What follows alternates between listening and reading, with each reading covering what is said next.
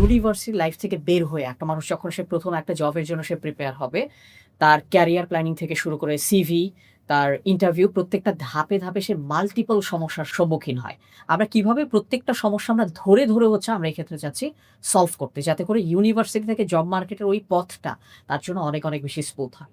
আমরা শুরু করব হচ্ছে তার এক্সপেরিয়েন্স দিয়ে। কারণ সে শুরুই করতেছে 0 এক্সপেরিয়েন্স দিয়ে এবং 0 এক্সপেরিয়েন্স দেখে অনেক প্রতিষ্ঠান তাকে নিতে চাচ্ছে না। তুমি নিজেও এই ধরনের অনেক রিক্রুটমেন্ট বোর্ডে ছিলা। এই প্রবলেমটা সলভ করো। কিভাবে সে তার এক্সপেরিয়েন্সটাকে বিল্ড করতে পারে। আমরা যদি মনে করি যে প্রবলেমটা সলভ করতে গেলে আমরা একদম ইন্টারভিউ থেকে শুরু করব, তাইলে আসলে প্রবলেমটার রুট থেকে প্রবলেমটার সলিউশন হবে না। প্রবলেমটা সলভ করতে গেলে আমাদের আরো 4 থেকে 10 বছর আগে থেকে প্রবলেম সলভ করতে হবে। টেল আস অ্যাবাউট ইউর উইকনেস। এই প্রশ্নটা কমনলি ইন্টারভিউতে করে। এই প্রশ্ন উত্তর কিভাবে দিবে? 50% অফ দ্য টাইম যে অ্যান্সারটা আমি পাই সেটা হচ্ছে আই এম আ পারফেকশনিস্ট। আমি তো আজকাল আমি যেটা করি ইন্টারভিউতে যখন এই কোশ্চেনটা করার সাথে বলি যে ভাই এই অ্যান্সারটা দিবেন না, অন্য কোনো অ্যান্সার দেয়। কনফিডেন্স কিন্তু কোনো স্কিল না। আমি যখন একটা প্রসেসের মধ্যে দিয়ে যাইতেছি তখন যেই জিনিসটা বের হচ্ছে এইটা হচ্ছে কনফিডেন্স। আমরা অনেক সময় মনে করি জব মার্কেটের অনেক কিছুরই ফ্যাক্টর আমার কন্ট্রোলে নাই।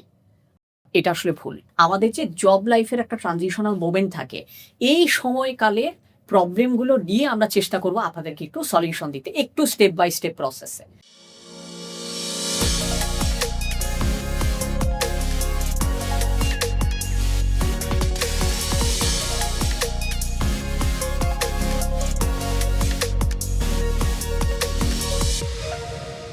আমরা চাই আর না চাই, আমাদের ব্যক্তিগত জীবনে, প্রফেশনাল জীবনে, ঘরের ভেতরে বিভিন্ন ধরনের প্রবলেমের আসলে আমাদেরকে সম্মুখীন হতে হয়। এবং আমাদের পুরো লাইফে যেই মানুষগুলো প্রপারলি তাদের কমন সেন্সটাকে ইউটিলাইজ করে এবং তারা তাদের প্রবলেমগুলোকে নিজেদের মতো করে আইডেন্টিফাই করে সলভ করতে পারে, তারা কিন্তু লাইফের অনেক স্ট্রেস আসলে কমিয়ে ফেলতে পারে। এবং অনেক ক্ষেত্রে যেটা হয়, আমরা বড় হই কিন্তু বাস্তবতা সম্পর্কে আমাদের আইডিয়াটা জন্মায় না। বড় হই, ম্যাচিউরিটি আমাদের প্রপারলি কাজ করে না। সো আমাদের সেই কমন সেন্স, ম্যাচিউরিটি এবং বাস্তব জীবনে যাতে আমাদের problem solving skill, decision making skill আরেকটু যাতে বেটার হতে পারে, এটার জন্যই আমরা মূলত প্রবলেম সলভিং পডকাস্ট এটাকে ইন্ট্রোডিউস করেছি। বেশ কয়েকটা এপিসোড আপনারা কিন্তু অলরেডি দেখে ফেলেছেন। আজকের এই এপিসোডেও এবং প্রত্যেকটা এপিসোডে আসলে আমার টার্গেট থাকে এমন একজনকে গেস্ট হিসেবে নিয়ে আসা, যেই মানুষটা প্র্যাকটিক্যালি তার নিজস্ব বুদ্ধিমত্তা, কমন সেন্স এবং তার নিজস্ব ডিসিশন মেকিং স্কিলটাকে কাজে লাগিয়ে ব্যক্তিগত জীবনের কোনো না কোনো একটা প্রবলেম সলভ করেছে। এবং আমরা সেই স্টোরিগুলোকে এমনভাবে আপনাদের সামনে প্রেজেন্ট করার চেষ্টা করব যাতে করে সিমিলার প্রবলেমে যদি আপনিও থেকে থাকেন, আপনিও আপনার মতো করে সলভ করতে পারেন। আমি একটু গেস্টের সাথে আজকে একটু পরিচয় করিয়ে দিচ্ছি। আপনি দেখে থাকবেন আমি অনেক এপিসোডে অনেক গেস্টদেরকে আপনি করে বলি। আজকের গেস্টের সাথে হয়তো আমি আপনি করে খুব একটা বলতে পারবো না। একটু আমি তার স্টোরিটা শেয়ার করি। আপনারা অনেকেই জানেন যে আমি খুব ছোটবেলায় আমার প্রথম শেখার জার্নিটা হয়েছিল বাংলাদেশ শিশু একাডেমি থেকে, যাদের জাতীয় শিশু পুরস্কার প্রতিযোগিতায় উপজেলা, জেলা বিভাগে ফার্স্ট হয়ে দেন জাতীয় পর্যায়ে গিয়ে ফার্স্ট, সেকেন্ড, থার্ড হয়ে একটা স্বর্ণপদক, রৌপ্য পদক, ব্রোঞ্জ পদক পাওয়ার মতো একটা সুযোগ ছিল। তো আমি 2007-এ উপস্থিত বক্তৃতায় উপজেলা, জেলা বিভাগ ফার্স্ট হয়ে জাতীয় পর্যায়ে আমি ন্যাশনালি গোল্ড মেডেলিস্ট হই। আমার সামনে যেই মানুষটা বসে, এই মানুষটা আমার ঠিক 1 বছর আগে, অর্থাৎ ঋতুন, মুক্তাসিন কবির ঋতুন, সে 1 বছর আগে সেম অ্যাওয়ার্ডটা পায়। অর্থাৎ 2006-এ সে উপস্থিত বক্তৃতায় ন্যাশনালি গোল্ড মেডেলিস্ট ছিল, আমি 2007-এ ছিলাম। আমরা দুজনেই পড়াশোনা করার সুযোগ পেয়েছি জাহাঙ্গীরনগর ইউনিভার্সিটি আইইউএ থেকে, একই ব্যাচে আমরা একই সাথে ঢুকি। সো আজকের এই যে 2026-এ ও পডকাস্টে বসে আছে, এই সিলেকশন প্রসেসটা আসলে চলেছে প্রায় 14 বছর ধরে। কারণ 2012-তে ওকে আমি চিনতাম, 2026-এ এখন আমরা এই জায়গায় দাঁড়িয়ে আছি। একই সাথে আমরা আইবিএতে থেকে আইবিএ ডিবেটিং ক্লাব, যেখান থেকে আমরা একসাথে প্রচুর পরিমাণ ন্যাশনাল ডিবেট আমরা অ্যাটেন্ড করেছিলাম।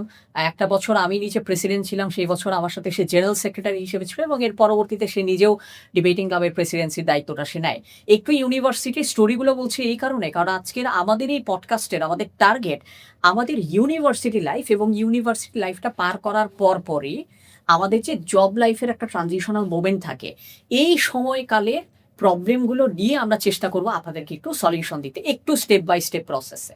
তো বিবিএ, আমাদের আইবিএ থেকে বিবিএ শেষ করার পরবর্তীতে বিবিএতে সে খুবই ভালো রেজাল্ট করে। সেটা যদি সে কখনো বলতে চায় তাহলে সে বলবে আমিও অনেক ভালো রেজাল্ট করি, I am so proud of my that result. So বিবিএর পরবর্তীতে সে গ্রো অ্যান্ড এক্সেল নামক একটা খুবই রেপুটেড এইচআর কনসালটেন্সি ফার্মের সাথে কাজ করে। ফুড পান্ডার সাথে সে কাজ করে, তাদের এইচআর ডিপার্টমেন্টে শপাপের সাথে সে কাজ করে, এবং সে এই প্রতিষ্ঠানগুলোতে কাজ করার সময় সে সরাসরি রিক্রুটমেন্ট বোর্ডের সাথে সে কাজ করেছিল, একজন রিক্রুটমেন্ট বোর্ডের একজন মেম্বার হিসেবে সে কাজ করেছিল। এখন সে বর্তমানে একটা আমেরিকান মাল্টিন্যাশনাল কোম্পানিজে সে আছে। সেই তার নিজের প্রতিষ্ঠান সম্পর্কে যতটুকু জানাতে চায় আমাদেরকে জানাবে। একটু স্ট্যাটিস্টিক্সটা একটু আমি আপনাদেরকে দেই। মুক্তাসিন কবির রিতুন এখন পর্যন্ত, সে যেহেতু এইচআর ডিপার্টমেন্টে কাজ করেছে, ওর এখন পর্যন্ত প্রায় 20,000-এর ওপরে সিভি রিভিউ করা হয়েছে। একই সাথে প্রায় 1,500-এর কাছাকাছি মানুষকে সে ইন্টারভিউ বোর্ডে অ্যাসেস করার সুযোগ পেয়েছে, এবং প্রায় 100-র ওপরে রিক্রুটমেন্ট ডিসিশন ওর হাত থেকে এসেছে। অর্থাৎ সে সরাসরি 100টা মানুষের রিক্রুটমেন্টের ডিসিশনের পেছনে সে তার মূল্যায়ন এবং অপিনিয়নটা সে রেখেছিল। আজকে অনেক কিছু আমি বলে ফেলেছি, এর একটা বড় রিজন হচ্ছে আমি চাই রিতুনের সাথে আজকে একটু আমি ইনডেপথ আলোচনা করব। ইনডেপথ আলোচনাটা শুরু হবে আমাদের ভার্সিটি লাইফ থেকে, যেখান থেকে তোমার সাথে আমার পরিচয়। এখানে ও একটা বিশাল বড় কোশ্চেনের লিস্ট আমাকে দিয়ে দিচ্ছে, এটা আমার কাছে থাকবে, বাট আমরা আমাদের ইউনিভার্সিটি লাইফ থেকে শুরু করব। আমরা একটু ফিরে যেতে চাই 14 বছর আগে, আমাদের যখন আমরা ইউনিভার্সিটি লাইফ ছিলাম। তুমি তোমার স্মৃতিচারণাটা এখানে একটু শেয়ার করতে পারো, আমি আমারটা শেয়ার করতে পারি। সো ওই ইউনিভার্সিটি লাইফ থেকে এখন পর্যন্ত আমাদের জার্নিগুলোকে আমরা একটু গুছিয়ে আনার চেষ্টা করবো, যাতে করে আমাদের অন্যান্য যারা অডিয়েন্স আছে তারা যাতে বেনিফিটে খায়। আমি তোমার সাথে কোশ্চেনে লেখা নাই, আমি জানি এখানে তুমি অনেক প্রশ্ন দিচ্ছ, এটা লেখা নাই, কিন্তু একটা আনকমন কোশ্চেন নিয়ে আগে একটু শুরু করতেছি। সেটা হচ্ছে ইউনিভার্সিটি লাইফে আমরা কোনো কোনো একটা এক্সপেকটেশনস নিয়ে ঢুকি। তোমার প্রথম কোন এক্সপেকটেশনটা ব্রেক হয়েছিল ইউনিভার্সিটিতে গিয়ে? ওকে, সো যখন আমরা ভার্সিটিতে ঢুকি, ইন্টারেস্টিংলি আমাদের স্কুল অথবা কলেজ লাইফের কথা যদি চিন্তা করি, তখন পর্যন্ত আসলে আমরা অনেক বেশি সুপারভিশনে থাকি আমাদের প্যারেন্টসের, অ্যান্ড আমাদের অ্যাকাউন্টেবিলিটি থাকে, আমাদের উপর প্রচুর এক্সপেকটেশন থাকে যে তোমাকে জিপিএফআই পাইতে হবে, তো গোল্ডেন জিপিএফআই পাইতে হবে, এই ধরনের মানে এক্সপেকটেশনগুলো ফুলফিল করার জন্য আসলে যতটুকু হার্ডওয়ার্ক করা দরকার, টু সাম এক্সটেন্ট আমার যতদূর মনে পড়ে আমি এখনো যতটুকু দেখি তার চেয়েও বেশি আসলে মানুষ হার্ডওয়ার্ক করে। যেই মুহূর্তে আমরা মোটামুটি একটা ভার্সিটিতে চান্স পাচ্ছি, এক্সপেকটেশন অথবা এক্সপেকটেশন ওয়াইজ হোক আর না হোক, ওই মুহূর্তে দেখা যায় যে আমাদের অ্যাকাউন্টেবিলিটিটা অনেক কমে আসে, কারণ এরপরে আসলে আমাদের এক্সপেকটেশন অনেকখানি কমে যায়। কারণ তখন ডেফিনেটলি একটা এক্সপেকটেশন থাকে যে সে ভালো একটা সিজিপিএ নিয়ে ভালো একটা জব করবে, স্টাবলিশ হবে, কিন্তু এর আগে আমাদের যে সুপারভিশনটা থাকে এই সুপারভিশনটা আসলে থাকে না। এই যে অ্যাকাউন্টেবিলিটি কমে যাওয়া নিজের প্রতি নিজের, যেটা আবার ভার্সিটির শেষে আবারও একটা নতুন অ্যাকাউন্টেবিলিটি চলে আসে, এই ছোট্ট একটা টাইমটা হচ্ছে varsity life. And accountability less অথবা সেন্স অফ রেসপন্সিবিলিটি লেস টাইমটা আসলে আমরা এক একজন এক একভাবে ইউজ করি। মানে তোমার এই জিনিসটাকে আমি ধরতে পারি যে জীবনের প্রথম একটা স্বাধীনতা পেয়ে অভ্যাস খারাপ হয়ে যায়। অভ্যাস খারাপ হতে পারে, কিন্তু অভ্যাস ভালো হইতে পারে, যে কোনো রকম হইতে পারে। এই জিনিসটাকে আমি দেখি হচ্ছে যে আসলে আমি আমার যা যা করছি ভার্সিটি লাইফে, পুরা জিনিসটাকে আসলে প্রপারলি ব্যালেন্স করতে পারতেছি কিনা। ওকে, কি কি ব্যালেন্স করব? ওকে, সো দুই রকমের কাজ আসলে আমরা করি ভার্সিটি লাইফে। একটা হচ্ছে সোজা ভাষায় প্রোডাক্টিভ, আর একটা সোজা ভাষায় নন প্রোডাক্টিভ। প্রোডাক্টিভের মধ্যে থাকে হচ্ছে পড়াশোনা, প্রোডাক্টিভের মধ্যে থাকে এক্সট্রা কারিকুলার অ্যাক্টিভিটি যেগুলো আমরা করি, ক্লাব, ক্লাবিং, ভলান্টারিং, এর পাশাপাশি অনেকে পার্ট টাইম জব করে, কেউ টিউশন করে ফাইন্যান্সিয়াল এইডের জন্য। হ্যাঁ, এই জিনিসগুলোকে ধরতে পারি হচ্ছে আমরা প্রোডাক্টিভ পার্ট। আনপ্রোডাক্টিভ পার্ট যেটাকে ধরি সেটা হচ্ছে ভার্সিটির বন্ধুদের সাথে চিল করে বেড়ানো, আড্ডা দেওয়া। প্রেম করা কি প্রোডাক্টিভ? ডেফিনেটলি আচ্ছা, প্রেম করাটাকে আমি প্রোডাক্টিভ আনপ্রোডাক্টিভ দুই সাইডেই ধরতে পারি, এটা রেজাল্টের উপরে আসলে ডিপেন্ড করে। আচ্ছা, আনপ্রোডাক্টিভ যে জায়গাটা, এই জায়গাটাও আসলে সবসময় পুরোপুরি আনপ্রোডাক্টিভ হইতেও পারে, না হইতে পারে, কারণ এখানে আসলে আমার সোশ্যাল স্কিল ডেভেলপ করে। Nice. At the same time unproductive পার্টটাতে যখন হচ্ছে আমি ইনডিসিপ্লিন পার্টটাতে যাই, যেটা হচ্ছে লাইক আমাদের ভার্সিটিতে যেটার এক্সাম্পল আসলে প্রচুর, ওই ইনডিসিপ্লিন পার্টটাও আসলে একটা ব্যালেন্স করার দরকার আছে। কারণ যত বেশি আসলে আমি ব্যালেন্স করতে পারবো, আমার সব জায়গার মধ্যে একটা প্রপার ইনভলভমেন্ট আসলে তত বেশি বাড়বে। কারণ হচ্ছে আমি শুধু পড়াশোনাই করে যাচ্ছি, এক্সট্রা কারিকুলার অ্যাক্টিভিটিতে পার্টিসিপেট করতেছি না, আমার জব লাইফে এটার একটা ইফেক্ট পড়ে। আমি পুরাটা টাইম প্রোডাক্টিভ কাজকর্ম করে গেলাম, যার মধ্যে এক্সট্রা কারিকুলার অ্যাক্টিভিটিস অ্যান্ড ইত্যাদি আছে, আমার কোনো সোশ্যাল স্কিল অথবা ভার্সিটি লাইফে আমার কোনো পার্সোনাল লাইফের মেমোরি নাই। এইটা কিন্তু ইভেনচুয়ালি একটা রিগ্রেট ক্রিয়েট করে ভার্সিটি লাইফের পরে। কারণ মাঝে মাঝে একটা জিনিস হচ্ছে, যারা আমরা যদি এই ধরনের মানুষের সাথে কথা বলি, যারা সব টাইপের কাজকর্মের মধ্যে ইনভলভ ছিল, productive, unproductive, discipline and indiscipline, memory ক্রিয়েশনের ক্ষেত্রে আসলে আনপ্রোডাক্টিভ এবং ইনডিসিপ্লিন পার্টটাই আসলে কম্পারেটিভলি বেশি মেমোরি ক্রিয়েট করে। কিন্তু তাই বলে মেমোরি ক্রিয়েট করতে গিয়ে আসলে আমাদের এই ধরনের কাজকর্ম করা উচিত না, বা এইটার স্কেলটাকে এই লেভেলে নিয়ে যাওয়া উচিত না যাতে আসলে আমার লাইফটাই আসলে এলোমেলো হয়ে যায়। সো এই লেভেলের ব্যালেন্সটা আসলে ক্রিয়েট করা অনেক বেশি ইম্পর্ট্যান্ট। ভার্সিটিতে যখন আমি ঢুকছি ওই সময় ডেফিনেটলি আমার এক্সপেকটেশন ছিল, যেই জায়গায় আসলে সবচেয়ে বেশি আমার এক্সপেকটেশন ব্রেক হয়েছে ইভেনচুয়ালি টাইম বাই টাইম, সেটা হচ্ছে আমার কাছে মনে হয়েছে যে আমি যে একাডেমিক সিস্টেমটার মধ্যে দিয়ে যাচ্ছি, এই সিস্টেমটা is actually develop for academic life. যেই জিনিসগুলো আমি পড়াশোনা করতেছি এইটা আসলে আমার জব লাইফে এইটাকে প্রাসঙ্গিকতা পাওয়াটা আসলে একটু টাফ। জব লাইফে আমার যে স্কিলগুলো লাগে ওই স্কিলগুলো আসলে আমার সেপারেটলি ডেভেলপ করা লাগছে। যারা নিজে থেকে কনসাস হয়ে সেপারেটলি স্কিল ডেভেলপ করে নিচ্ছে তারা তো ভালো, কিন্তু প্রথমেই তুমি একটা কথা বললা সেটা হলো কমন সেন্সের কথা। ডেফিনেটলি কমন সেন্স তো সবার সমান থাকে না, কমন সেন্স আসলে একটা গিফটেড জিনিস। এটা ডেভেলপ করে আইকিউ এর মতো ডেভেলপ করেও আসলে খুব বেশি ডেভেলপ করার স্কোপটাও আসলে কম। তো ওই জিনিসটাকে ব্যবহার করে অথবা ব্যবহার না করে যারা হচ্ছে যে স্কিল ডেভেলপমেন্টটা প্রপারলি করতে পারতেছে না, তাদের কেসে আসলে এই স্ট্রাগলটা হওয়াটা খুবই নর্মাল। সো যখন হচ্ছে যে এই লেভেলের স্ট্রাগল সে পার্সোনাল লাইফে করতেছে, যেখানে আসলে তার প্রপার একটা গাইডলাইন নাই যে সব জব লাইফে আসলে কি করবে, ওইটা আসলে দেখা যায় তখন একটা স্টুডেন্ট ক্লুলেস হয়ে যায় আমার আসলে কি করা উচিত, তার নিজে নিজে সর্ট আউট করা লাগে। এইটা আসলে একটা বড় এক্সপেকটেশন গ্যাপ ছিল। আমি এক্ষেত্রে একটা এক্সপেকটেশন গ্যাপ বলি, যেটা আসলে আমি আমার জায়গা থেকে ফিল করছি। আমি মনে করছি একটা পাবলিক ইউনিভার্সিটিতে পড়ি, আইভি এর একটা ট্যাগলাইন আছে, আমার জব লাইফ ইজি হয়ে যাবে বা আমার ক্যারিয়ার ট্র্যাকটা ইজি হয়ে যাবে। সো এইটা আমার কাছে মনে হয় যে এটা এক ধরনের ওভার স্যাটিসফ্যাকশনের জায়গা দেয়। মার্কেট রিয়েলিটি কিন্তু আসলে এইটা না, এবং সত্যি কথা বলতে কখনো এটা ছিলও না। অনলি ঢাকা ইউনিভার্সিটির আইবি কিছু কিছু ক্ষেত্রে হয়তো হালকা একটু বেনিফিট পেত, বা অধিকাংশ জায়গাতে আমরা যে এক্সপেকটেশনস নিয়ে ভার্সিটিতে ঢুকে যাই, একটা নাম করা বিশ্ববিদ্যালয়, নাম করা subject, good CG, it means result হিসেবে আমি আউটকামটা বের করে নিয়ে আসতে পারতেছি। এই এক্সপেকটেশনস আসলে সবসময় আমাদের মানে রিয়েলিটিতে কনভার্টেড হয় না। আবিক্য, এখানে তোমাকে আরেকটা জায়গায় একটু আমি জানার চেষ্টা করতেছি। আমাদের প্রথম সেগমেন্ট যেটা আমাদের হ্যাবিট বিল্ডিং এর অংশটা, একটু আমাকে যদি কুইকলি বলো কি কি হ্যাবিটস, যদি চেকলিস্ট আকারে বলা যায় যে কি কি হ্যাবিটস ডুজ অ্যান্ড ডোন্টস এর মতো ভার্সিটি লাইফে কি কি করব কি কি করব না, দুইটা দুইটা করে আমাকে যদি একটু বলো কি কি হ্যাবিটস আমি বিল্ড করব, কি কি হ্যাবিটস আমি স্কিপ করব। সো কি কি হ্যাবিট বিল্ড করব, কি কি হ্যাবিট স্কিপ করব, এটা আসলে ডিরেক্টলি ব্ল্যাক অ্যান্ড হোয়াইটে বলাটা আসলে অনেক কঠিন। ডিপেন্ড করে আসলে আমার লাইফ অবজেক্টিভের উপরে, আমি আসলে কি করতে চাই। এক একটা মানুষ এক এক জিনিস করতে চায়, এক একটা ডিপার্টমেন্টের মানুষ এক এক জিনিস করতে চায়, আবার ডিপার্টমেন্ট সেন্ট্রিকও অনেক রকম মানুষ আছে। লাইক আমরা বিজনেস স্কুলে পড়াশোনা করছি, ভেরি এক্সপেক্টেড যে আমরা কর্পোরেট জবে ঢুকবো, এইটা একটা টার্গেট হইতে পারে। আবার আমাদের মধ্যে থেকে একটা পোর্শন কিন্তু কর্পোরেট জবে না ঢুকে তারা ইন্ডিপেন্ডেন্ট লাইনে ক্যারিয়ার ক্রিয়েট করা শুরু করছে। এর মধ্যে একটা পোর্শন খুবই ছোট একটা পোর্শন, অল্প কয়েকজন হবে, তারা হচ্ছে টেকে চলে গেছে, যেটা আসলে আমাদের পড়াশোনার সাথে কোনো সম্পর্ক নাই। কিছু মানুষ চলে গেছে ক্রিয়েটিভ লাইনে, লাইক তারা ফিল্ম মেকিং এসব নিয়ে করতেছে। সো একটা জিনিস আমার কাছে মনে হয় সেটা হচ্ছে যে আমার ভার্সিটি লাইফের কথা বলি অথবা ভার্সিটির পরে গত 10 বছরের কথা যদি বলি, আমার যেহেতু কাজটাই হচ্ছে অনেক বেশি হচ্ছে ক্যারিয়ার ডেভেলপমেন্ট, ইন্টারভিউ, এইসব জিনিসপত্র নিয়ে, একটা জিনিসের ব্যাপারে আমি মোটামুটি শিওর, সেটা হচ্ছে যাদের লাইফ অবজেক্টিভ মোটামুটি সেট করে ফেলতে পারে, যেটা আসলে অনেক কঠিন ব্যাপার, বাট স্টিল লাইফ অবজেক্টিভ যখন তারা সেট করে ফেলতে পারে তাদের জন্য আসলে ডুজ অ্যান্ড ডোন্টসটা বানায় ফেলাটা ইজি। লাইক আমি যদি আমার সিনিয়র কয়েকজনের কথা চিন্তা করি, যারা স্টুডেন্ট লাইফে খুব একটা ভালো স্টুডেন্ট ছিল না, খুব একটা পারফর্মিং স্টুডেন্ট ছিল না, যারা এখন ফিল্মে কাজ করতেছেন, দে আর ডুইং রিয়েলি গুড, তারা যখন তাদের এই অবজেক্টিভটা কিন্তু অনেক আগে থেকে, লাইক তুমি পার্সোনালি তাদের চিনো, তাদের কাজের কথা যদি আমি এখন বলি, অনেক মানুষ চেনার কথা। সো তারা যখন জানে যে তারা এটা করতে চায়, তখন কিন্তু তারা তখন থেকে প্রিপেয়ার হওয়া শুরু করছিল। ওই জায়গাটাতে ডেফিনেটলি সোসাইটির সাথে, প্যারেন্টসের সাথে, অথবা হচ্ছে তাদের একাডেমিক ইনস্টিটিউশনের সাথে কিছু কিছু জায়গায় কনফ্লিক্ট হয়েছে।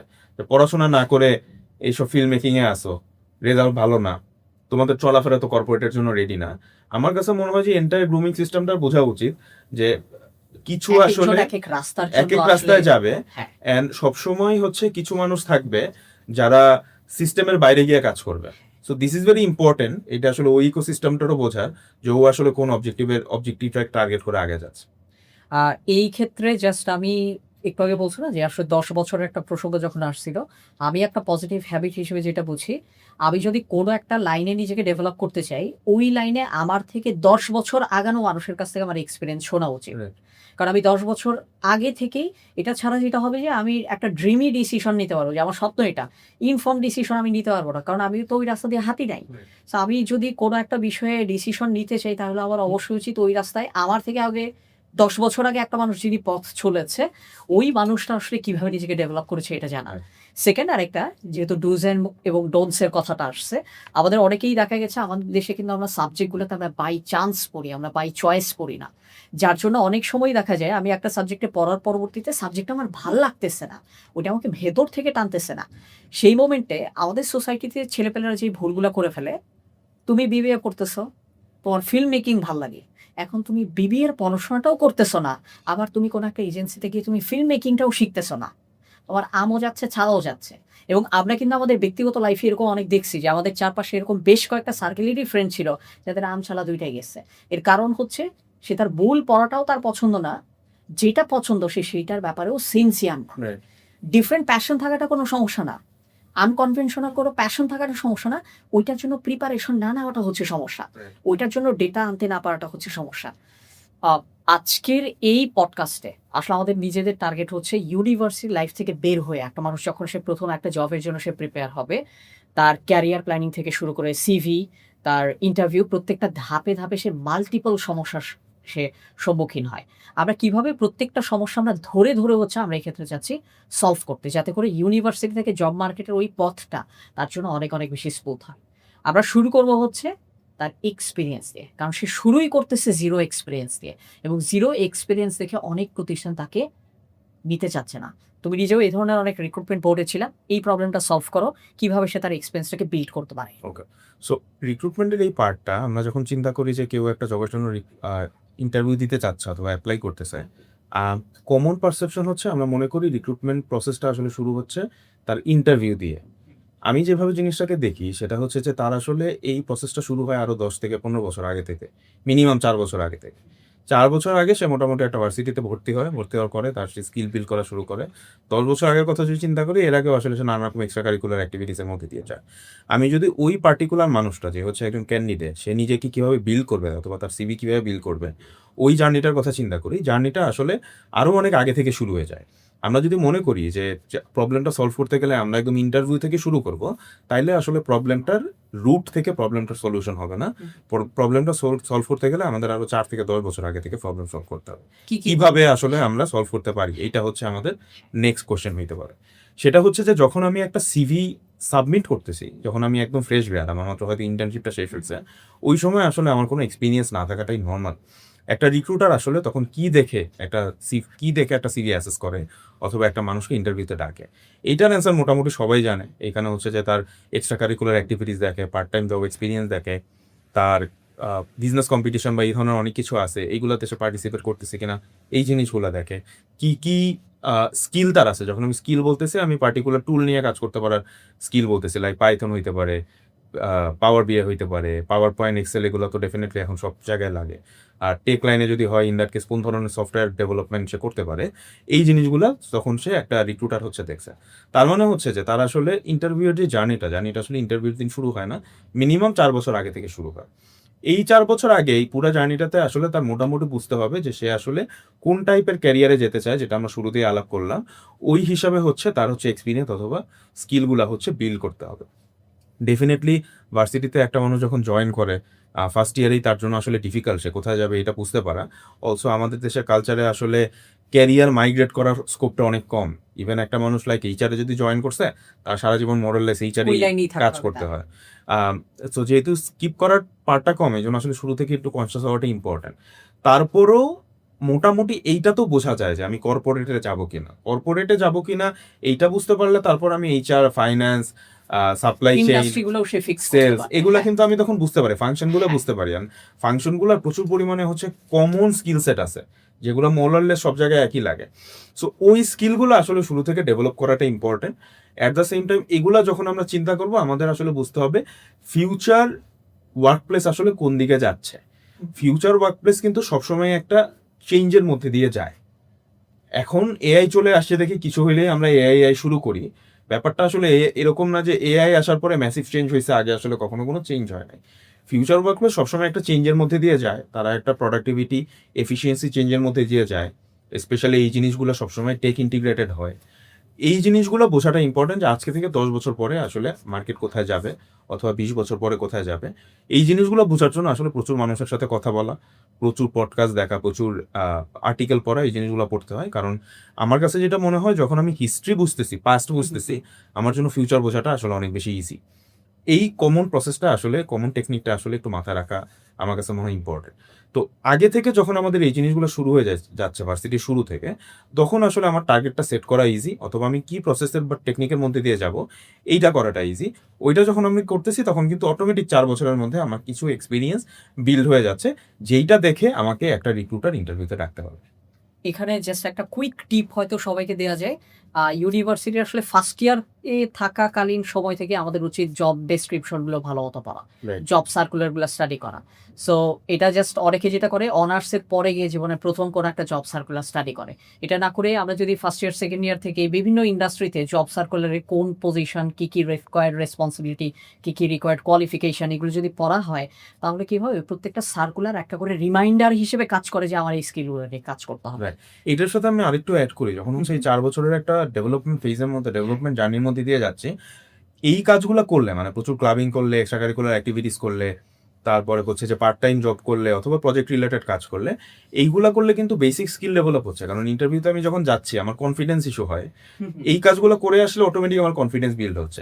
আমি যখন এই কাজগুলো করে আসতেছি, আমার কমিউনিকেশন স্কিল বিল্ড আপ হইতেছে। সো এই ধরনের যেই বেসিক স্কিলগুলো লাগে, এইগুলো আসলে এইসব কাজে ডেভেলপ করে। তো তখন দেখা যায় যে এই রিক্রুটমেন্ট প্রসেস পাস করাটা আসলে অনেক বেশি ইজি হয়ে যায়। মানে এই ক্ষেত্রে আসলে বলি, কনফিডেন্সও শুধুমাত্র হাওয়া থেকে আসবে না, এটা কম্পিটেন্স থেকে আসবে। কাজ করতে করতে একটু কম্পিটেন্স বাড়বে, সেখান থেকে আমাদের কনফিডেন্সটা আসলে বাড়বে। মোস্ট ইম্পর্টেন্টলি একটা পারসেপশন আসলে চেঞ্জ হওয়া উচিত। এইটা হচ্ছে যে এক্সট্রা কারিকুলার অ্যাক্টিভিটিস, এই জিনিসটাকে যে আমরা এক্সট্রা বলি, এইটা কিন্তু এখনকার হিসাবে এটা আসলে আর এক্সট্রা নাই। This has become a must.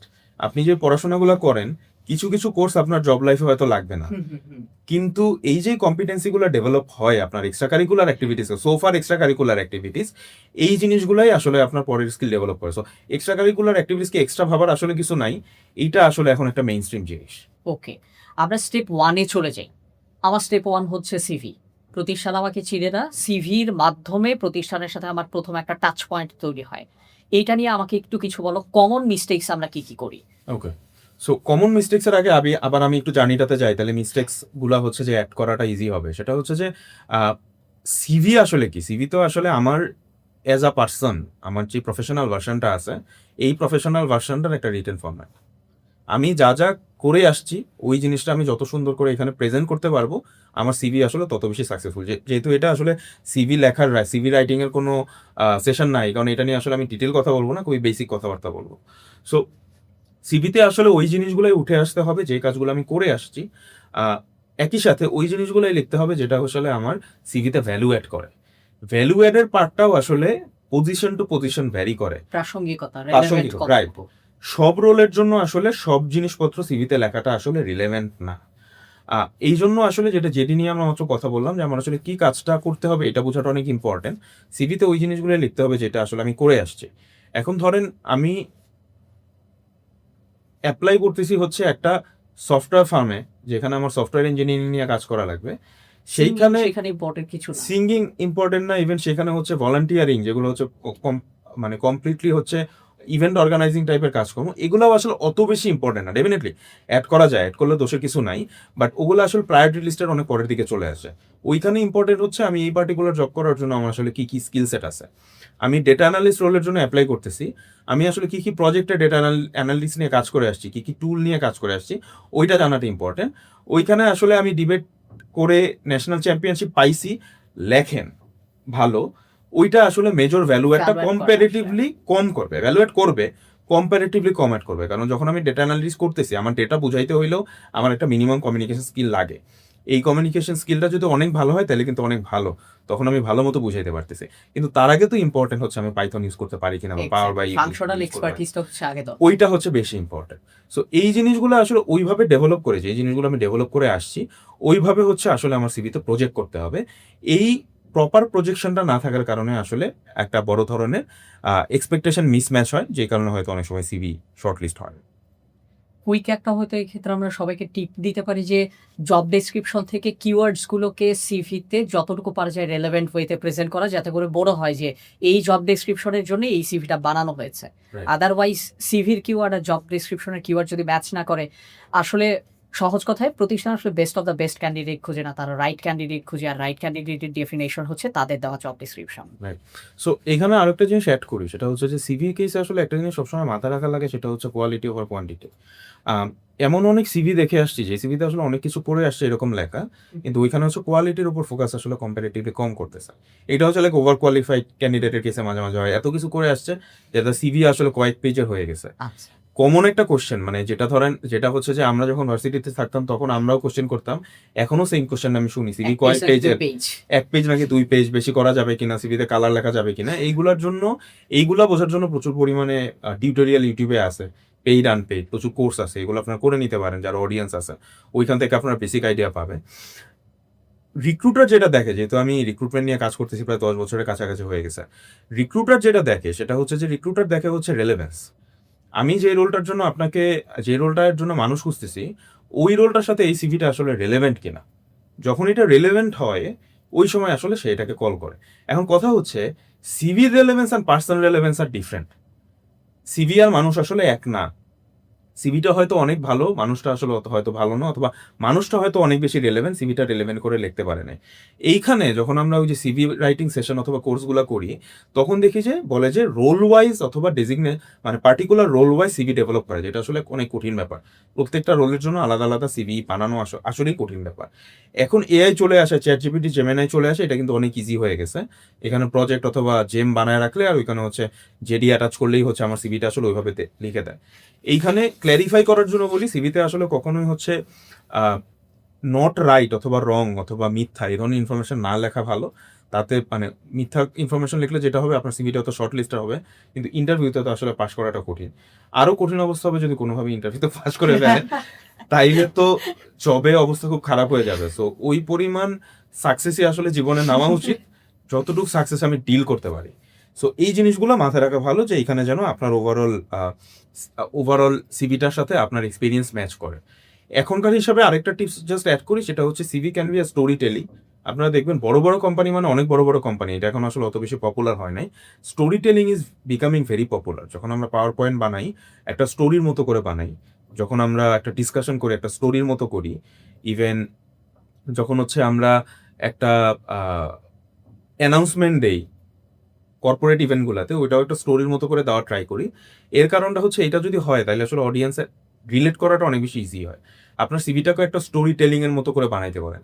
Story telling কি জিনিস, এটা কিভাবে হয়, এটা নিয়ে যদি কথা বলতে চাই তাইলে আলাদা করে একটা পডকাস্ট লাগবে, সেটাও আমরা করব। সেটাও হয়তো করবো, অথবা আমার চেয়ে এক্সপার্ট মানুষ এসে হয়তো সেটা নিয়ে কথা বলবে। স্টোরি টেলিং নিয়েও যারা সিভি নিয়ে কাজ করতেছেন, এখন নতুন নতুন সিভি কাজ করতে মানে বানাইতেছেন, তারা এটা নিয়ে দেখতে পারেন যে এন্ড টু এন্ড জার্নিটা আসলে সিভিতে আমি কিভাবে লেখাতে পারি। কারণ হচ্ছে যে আপনার সিভির জার্নিটা তো আসলে একটা রিয়েল লাইফ স্টোরি টেলিং বা জার্নির মতো। আপনি স্কুলে ছিলেন, কলেজে গেছেন, ভার্সিটিতে গেছেন, কলেজে থাকতে অমুক প্রাইজ পাইছেন, স্কুলে থাকতে অমুক প্রাইজ পাইছেন, তারপরে ভার্সিটিতে গিয়ে এই ধরনের প্রোগ্রাম ম্যানেজ করছেন, পার্ট টাইম জব করছেন, পুরো জিনিসটাই তো একটা স্টোরির মতো। এই স্টোরিটা যেন স্টোরির মতো সিভিতে দেখা যায়, এটা যদি হয় তাহলে আসলে রিক্রুটারের জন্য রিলেট করা ইজি হয়। সো এই জিনিসগুলো আসলে যখন আমরা সিভি বানাইতেছি, টু মেক শিওর সিভি আমাকে প্রপারলি রিফ্লেক্ট করে the professional person I am, এই জিনিসটা যখন করবেন তখন আসলে এই জিনিসগুলো মাথায় রাখবেন। ধরে নিলাম মানুষটা প্রফেশনালি মোটামুটি সিভি দেখে আমি আমার প্রতিষ্ঠানের জন্য তার সাথে অ্যালাইনমেন্টটা পেয়েছি, এরপরের অ্যাপ্লিকেশন ফিসটা কেমন হবে? ওকে, বিশেষ করে এটিএস, যেটা নিয়ে আসলে আমাদের সকলের একটু জানা দরকার, অ্যাপ্লিক্যান্ট ট্র্যাকিং সিস্টেম, এটা কিভাবে কাজ করে একটু শেয়ার করি। সো আমরা যদি হচ্ছে আমাদের জার্নিটার কথা চিন্তা করি, শুরুতে আমি যেটা বললাম যে রিক্রুটমেন্টে পার্টিসিপেট করা, মানে প্রসেসে পার্টিসিপেট করা অথবা অ্যাসেসমেন্ট ক্লিয়ার করা, এটা আসলে একটা পার্ট অফ জার্নি। সো আমরা জার্নির প্রথমে দেখলাম যেটা, আমি ভার্সিটিতে জয়েন করলাম, জয়েন করার পরে সেখানে আমার কিছু এক্সপিরিয়েন্স গ্যাদার করলাম, এক্সট্রা কারিকুলার এক্সপিরিয়েন্স গ্যাদার করলাম, ওইটা আমার সিভিতে প্রজেক্ট করলাম। ওই সিভিটা প্রপারলি বানাইলাম, বানানোর পরে আমি অ্যাপ্লাই করলাম, অ্যাপ্লাই করার পরে আসলে আমাকে ডাকতেছে কিনা। সো ইন জেনারেল সিভি শর্টলিস্টিং এর কথা যদি বলি, সিভি শর্টলিস্টিং কয়েক রকম ভাবে হয়। আমি যদি আমার এক্সপিরিয়েন্স থেকে বলি, বাংলাদেশ বিং আ কান্ট্রি যেখানে আসলে জব স্কোপ অনেক কম, বেকারত্বের হার বেশি, এসব জিনিস তো আমরা রেগুলার নিউজে দেখতেছি, নিউজ পেপারে দেখতেছি। সো তার মানে হচ্ছে যে খুবই স্বাভাবিকভাবে এখানে যখনই একটা জব রোল ওপেন হবে, ইন্টারেস্টেড মানুষ অনেক বেশি হবে। এর পিছনের কারণ কি, এটা নিয়েও কথা বলতে গেলে আরেকটা পডকাস্ট হয়ে যাবে। ছোট কিছু সংখ্যা দিয়ে হ্যাঁ। করো যে কি পরিমাণ সিভির সাবমিশন পেতা। So, আমি আমার এক্সপিরিয়েন্স থেকে বলি, সেটা হচ্ছে যে আমি যখন হচ্ছে যে ফুড প্যান্ডাতে ছিলাম, ওইখানে যখন ছিলাম প্রচুর পরিমাণে এন্ট্রি লেভেল রোল নিয়ে কাজ করা লাগতো, কারণ কোম্পানি নতুন ছিল, এন্ট্রি লেভেল আমরা মানুষ নিচ্ছিলাম, সিনিয়র লেভেলেও মানুষ নিচ্ছিলাম। এন্ট্রি লেভেলের রোল যেগুলো হচ্ছে যে নর্মালি হচ্ছে যে লজিস্টিক্সের, যেখানে হচ্ছে ডিরেক্ট হচ্ছে ফুড ডেলিভারি ফাংশন নিয়ে কাজ করে, ডেলিভারি ম্যান না, পুরো সিস্টেমটা লজিস্টিক সিস্টেম নিয়ে কাজ করে। ওইখানে যে রোলগুলো আছে এইগুলোতে যখন আমাদের বিডি জবসে একটা রোল ওপেনিং যাইতো, তখন দেখা যেত যে ওইখানে একটা রোলের এগেন্সে 500 থেকে 1000, কখনো কোনো 2000 সিভি পড়তেছে, যেখানে হেড কাউন্ট হয়তো ওপেন আছে একটা। 1:500 থেকে 2000 2000 এই রেঞ্জ। এটা হচ্ছে এন্ট্রি লেভেলের রোলের কেসে। সিনিয়র লেভেলে যত বেশি আমরা যেতে থাকি, ডেফিনেটলি সিভি তত কমতে থাকে। But at the same time senior লেভেলের রোলের কেসে আসলে স্ক্রিনিংটা অনেক বেশি স্ট্রাকচার্ড। আমি হেড অফ মার্কেটিং নিচ্ছি, আমি তো আসলে মার্কেটিং এ কাজ করে আসছি, এরকম মানুষই নিব। নাম্বার 1, স্পেসিফিক কোন ধরনের মার্কেটিং এর মানুষ খুঁজতেছি সেই ধরনের মানুষ নিব। স্পেসিফিক কোন ইন্ডাস্ট্রির মানুষ নিতেছি এই ধরনের মানুষ নিব। অনেকগুলা ফিল্টার আসলে অনেক হয়ে রকম যায়, filter যার জন্য হয়ে যায়। সিভি গুলো আসলে কমে আসে। তবুও 1:2 কত হতে পারে যখন মিড লেভেল বা সিনিয়র So, লেভেল রিক্রুটমেন্টে ছিল? মিড লেভেল সিনিয়র লেভেলে আসলে 1:2 কত, এটা আসলে কখনোই ইম্পর্টেন্ট না। ধরো আমি যদি এটা আরো সিম্পল একটা এক্সাম্পল যদি দিই, সাবমিশন আর রেলেভেন্স বলো যে 100 সিভি পড়লে রেলেভেন্ট কতগুলা পাই? আমি একটা সিম্পল এক্সাম্পল দিয়ে জিনিসটা বোঝাই। এটা হইতেছে যে যখন আমরা জাহাঙ্গীরনগরে অ্যাডমিশন টেস্ট দিচ্ছি, তখন একটা সিটের এগেনস্টে এখানে পেপারে মানে নিউজ যেটা আসে 1500 থেকে 2000, মাঝে মাঝে 3000 মানুষ অ্যাপ্লিকেশন করে বসে আছে। এইখানে যে ফ্যাক্টটা বুঝতে হবে, 3000 মানুষের মধ্যে 300 মানুষও প্রপারলি প্রিপেয়ার্ড না, প্রপার কম্পিটিটর না তারা। তারা ঠিকমতো হয়তো পড়াশোনা ওইভাবে করে আসে নাই। তার মানে হচ্ছে যে একটা সিনিয়র লেভেলের রোলের এগেন্সটে কয়টা সিভি পড়তেছে এটা আসলে কখনো ম্যাটারই করে না। একটা রোলের এগেন্সটে 500 সিভি পড়ুক আর 2000 সিভি পড়ুক, এখানে কয়টা কোয়ালিটি সিভি পড়তেছে, মানে মাত্র এক্সাম্পলটার সাথে মিলাইলে ভার্সিটিতে চান্স পাওয়ার মতো কয়টা অ্যাপ্লিকেন্ট ওই সিটের জন্য এক্সাম দিচ্ছে, 2000 ম্যাক্সিমাম 10,000 এর ভেতরে। 10,000 ভিতরে 1 থেকে 2000 কমও হইতে পারে, হ্যাঁ। যখন আমার ফিল্টারিং প্রসেসটা অনেক কঠিন হয়ে যাবে। আমি ধরো ভার্সিটির এক্সাম্পল যেহেতু দিছি, আমি ফাইন আর্টসের কথা যদি চিন্তা করি, ছবি যে আঁকতে পারে না তার তো ওইখানে অ্যাপ্লাই করে লাভ নাই। 5000 মানুষ দিল তবুও করে। সো এখানে ওই যে ছোটবেলা গ্রামের দৃশ্য আইকা রাখছি, তাতে তো আসলে লাভ নাই, রাইট? সো তার মানে হচ্ছে ফিল্টার কিন্তু অটোমেটিক কমে আসতেছে। সো এই কেসে একটা সিনিয়র লেভেলে আসলে সিভি দেখে বোঝা যায় সে কোথায় কোথায় কাজ করে আসছে। নাম্বার 2 হচ্ছে যে তাদের ব্যাপারে আসলে চেক করাটা অনেক বেশি ইজি। দেখা যায় বাংলাদেশের ইন্ডাস্ট্রি বিং ভেরি স্মল, অর্ধেক মানুষরাই আমরা চিনি। সো ওইখান থেকে আসলে খোঁজ নেওয়া যায় সে কি কাজ করে আসছে। আমি যেহেতু হচ্ছে আজকের পডকাস্টটা যেহেতু হচ্ছে ভার্সিটির স্টুডেন্ট অথবা এন্ট্রি লেভেলের স্টুডেন্ট টার্গেট করা, আমি ওইটা নিয়ে একটু বেশি কথা বলি এখন। যেটা হচ্ছে যখন এন্ট্রি লেভেলের একটা রোলের জন্য ওপেনিং দিচ্ছে, সেখানে 2000-এর মতো সিভি পড়তেছে, 1500 সিভি পড়তেছে। আমরা তাহলে শর্ট লিস্টিং আসলে কেমনে করতেছি?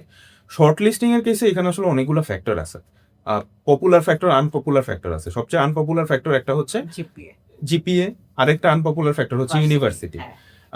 যেই সব ভার্সিটি ইন জেনারেল প্রায়োরিটাইজড হয় না, তারা বলতেছে যে আমাদের খুব প্রায়োরিটাইজ করা হচ্ছে না। যে ভার্সিটি ইজিলি প্রায়োরিটাইজড হয় তাদের জন্য এখানে কিছু সুবিধা আছে, সিজিপিএ টাইপ কিছু প্রায়োরিটি আছে।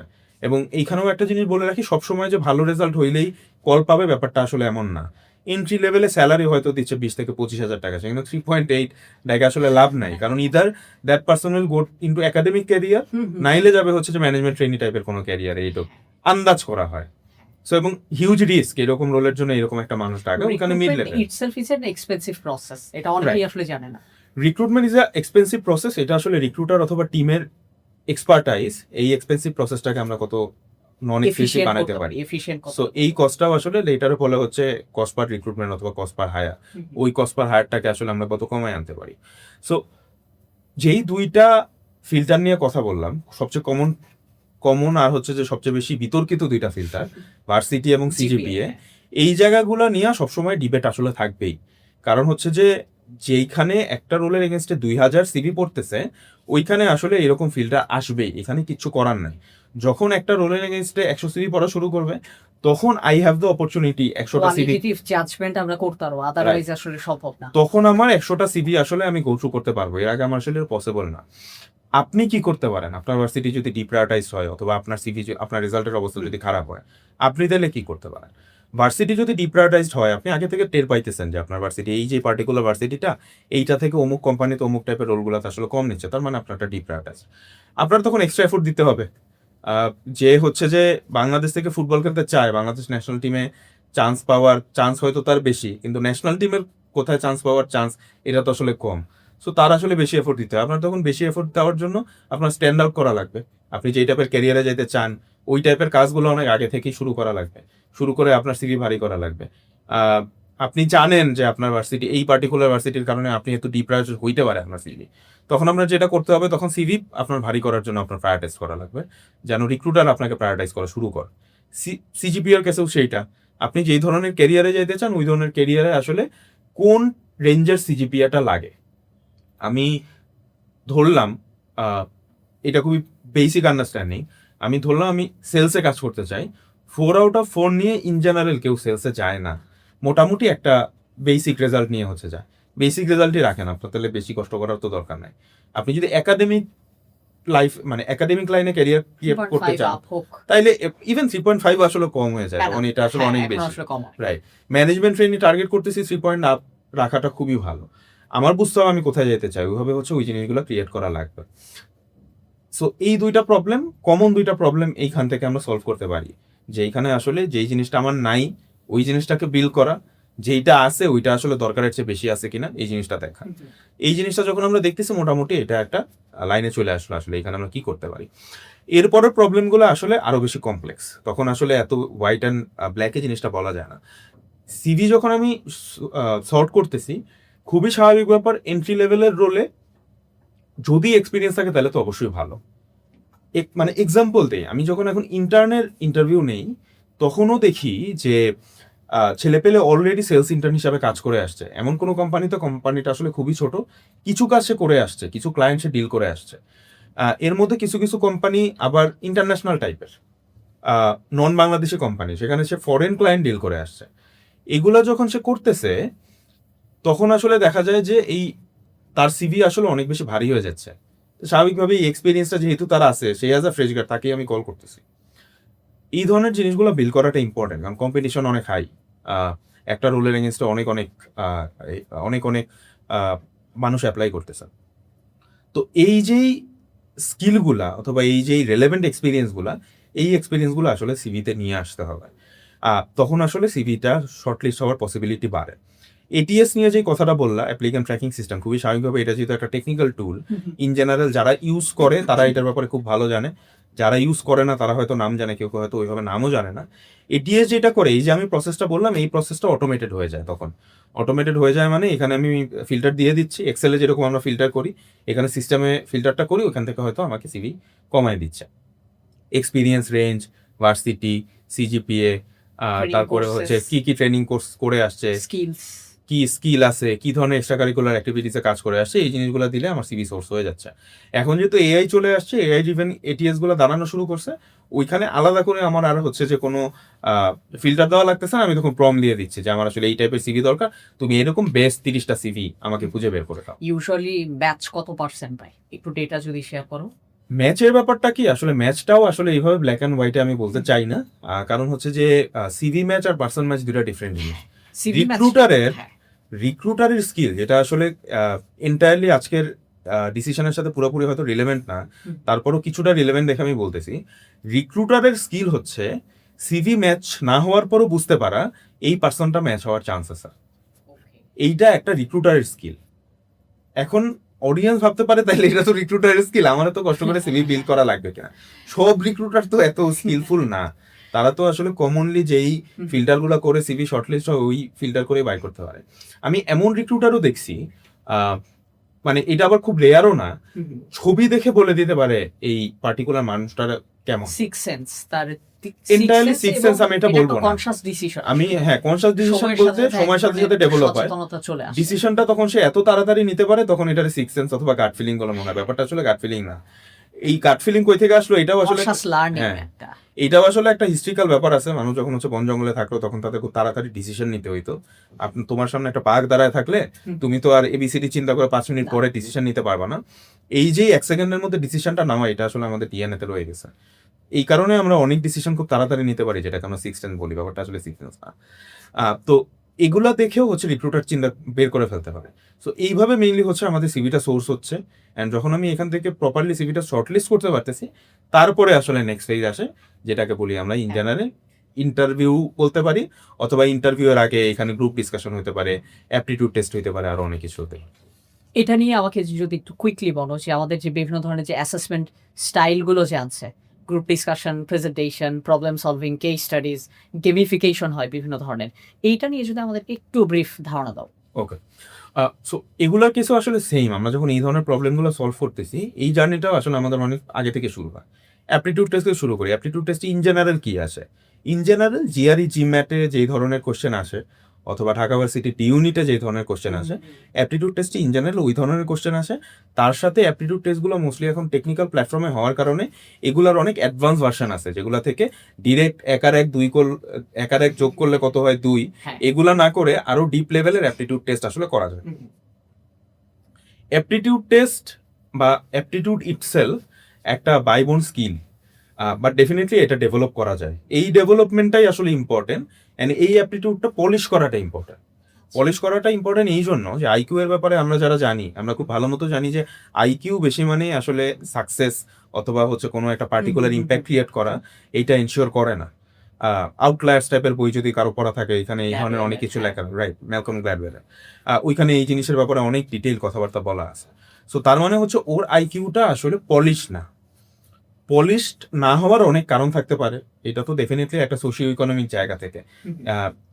130 আইকিউ নিয়ে মাদারীপুরে একটা ছেলে জন্মাইছে, আর হচ্ছে যে মেলবার্নে একটা ছেলে জন্মাইছে, দুইজনের প্রিভিলেজ স্কেল কিন্তু সমান হবে না। ও একটা ব্যবসা শুরু করছে, বাংলাদেশের একটা মানুষ ভিসাই পায় না। এখানে হচ্ছে ইউএসএ যে জন্মাইছে তার হচ্ছে জাস্ট যাচ্ছে, তার ভিসা লাগে না। এইরকম অনেক রকম ব্যবসা ব্যাপার আছে, যেটা আমি পাই নাই এটা নিয়ে চিন্তা করে আসলে লাভ নাই। আমার চিন্তা করতে হবে যা পাইছে এটাকে আমি কত বেশি ইফিসিয়েন্টলি ইউজ করতে পারি। সো অ্যাসেসমেন্ট অথবা হচ্ছে যে অ্যাপটিটিউড টেস্ট অথবা হচ্ছে যে গ্রুপ ডিসকাশন অথবা হচ্ছে গেমিফিকেশন টেস্ট, এই ধরনের জিনিসগুলোর স্কিলগুলো অনেক আগে থেকে তৈরি হয়। অ্যাপটিটিউডসের ব্যাপারে আমি আইডিয়া দিলাম যে এটাকে আসলে পলিশ করাটা ইজ ভেরি ইম্পর্টেন্ট। আমার আইকিউ অনেক হাই, কিন্তু আমি তাড়াতাড়ি করে ম্যাথ সলভ করতে পারি না, তাহলে তো আমি চান্স পাবো না ভার্সিটিতে, রাইট?